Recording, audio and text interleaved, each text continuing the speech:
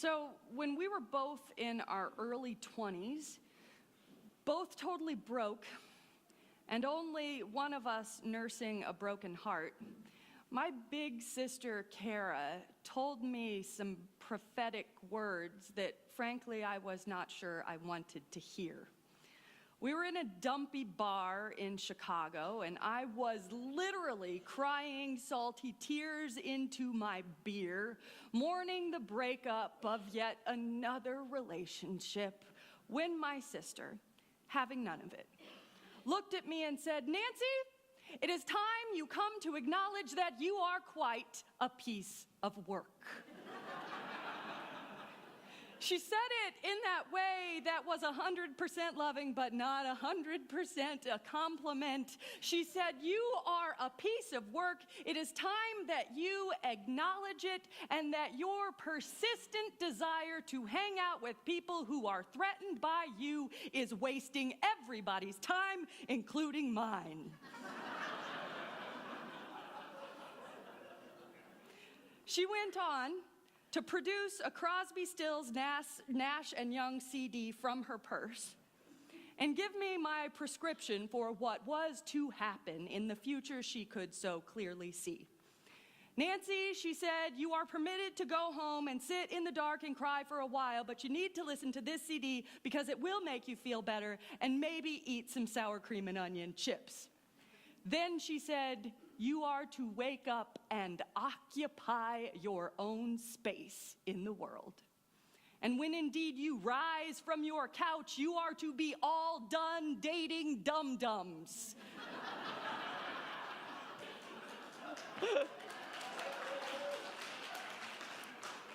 This declaration from my 23-year-old big sister had all the power of an oracle declaring a truth that yet shall be. And we all know the price to be paid for ignoring oracles. And so what does one say when an oracle speaks to you in a Chicago bar and tells you to listen to baby boomer music and stop crying in your beer? You say, "Hallelujah." You say, "Yes, ma'am." And you get about your business. She told me I would be fine, and she declared a future for one who in a puddle of tears and confusion could not see it yet. Like a priestess at Delphi, she spoke a truth I could not yet understand, a message that in my little heart sounded kind of impossible but irrefutably true. "You will be fine," she said, and she was right. This prophetess of the broken heart spoke truth over and over and over. She gave me a prescription for my needs, and sometimes the prophets who have saved me from myself, the truth tellers who have declared what I could not yet see, they are the people in my life who have reoriented me again and again, sometimes with loud admonitions, sometimes with simple presence and the grace of continuing every single day to show up. Like my big sister, some of the most important prophets in my life have the dubious distinction of speaking truth to power to me over and over and again until I finally get it together to listen. How about you? Do you know those people whose truth-telling, whose reorientation of your life you simply could not live without? Some of the prophets who have reoriented my days are those most precious to me. And some of the prophets who have pointed me toward a future I could not then imagine do not even know my name, but they are there.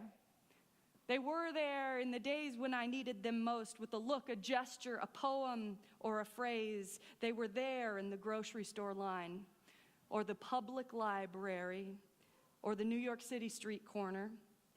They were there to speak truth into desolation, to shift the course, to make a way, to open up a door into whatever walls we have built around the truth we need to become who we are called to be.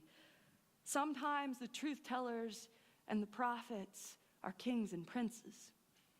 And sometimes the prophets come from ordinary places and ordinary corners of our lives.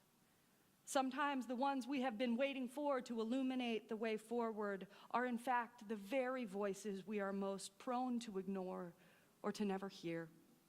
Sometimes the prophets come from very ordinary places, ordinary corners of this world, places some in power might even call crap holes. The prophets come where we dare not look. And it is just these prophets, the ones we barely notice, the ones we hardly register at all, who may indeed speak the truths that save us all. Our spiritual theme this month is prophets, and I will admit it is not an entirely easy one. This reminds me of the year we gave ourselves a whole month of the theme heretics. It's like sometimes we just throw ourselves an intentional curveball so we keep it frosty and don't rest on our laurels too much. Some themes are complicated, and this is one of them. What is it, after all, that you imagine when you hear the word prophet? It's probably not my big sister in a Chicago bar telling me to get it together. What is it the prophecy calls to mind in your own heart?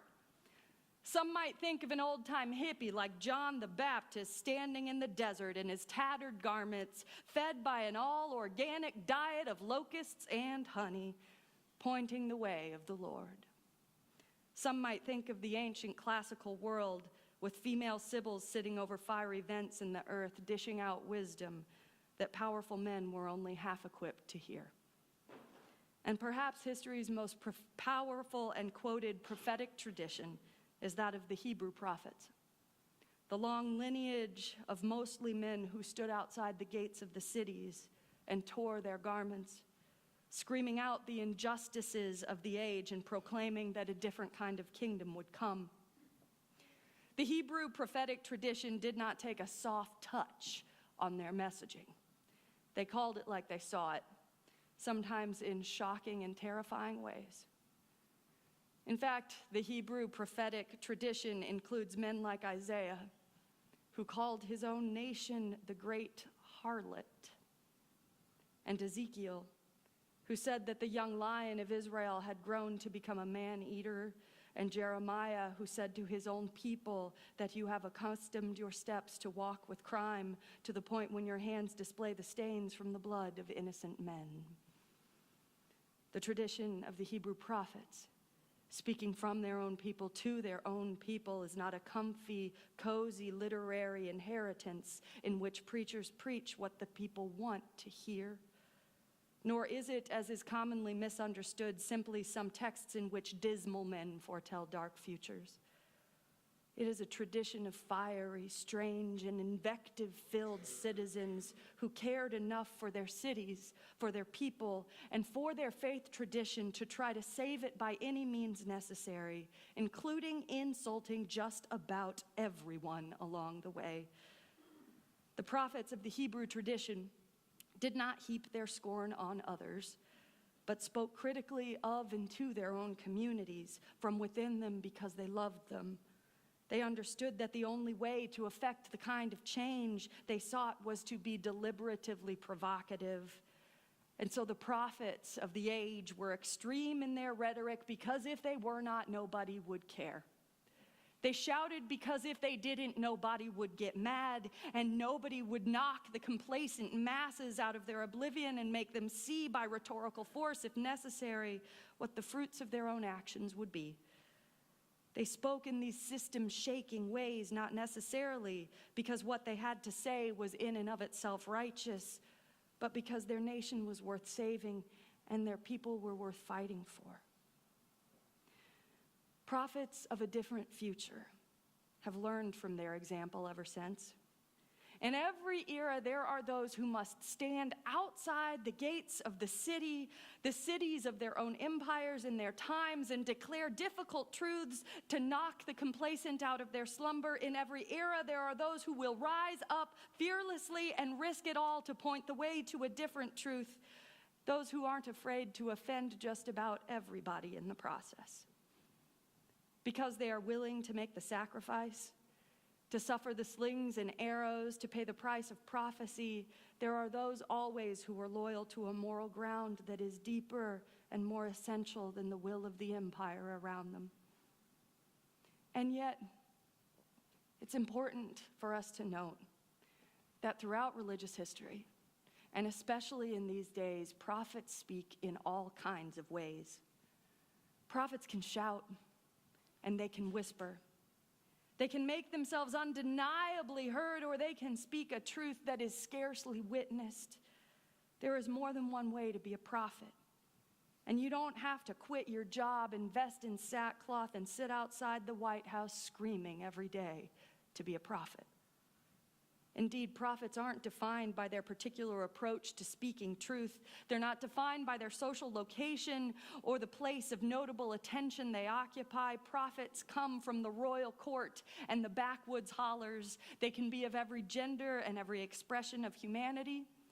They can be marginalized and ultimately suppressed, like Francis David, or they can sit at the very center of power and try to make a difference, like King John Sigismund. Prophets can come from any walk of life. Shouting and whispering, they always declare a future that somehow the rest of us cannot see. They always call it like they see it, even when the rest of us have perception too limited to behold what they bear witness to. Prophets proclaim what yet shall be. The prophets of your own life declare essential truths to you that you do not currently know. As Andrea Johnson once wrote, the meaning of a prophet's words are never exhausted in their immediate context. Prophecy and its wisdom emerges over time.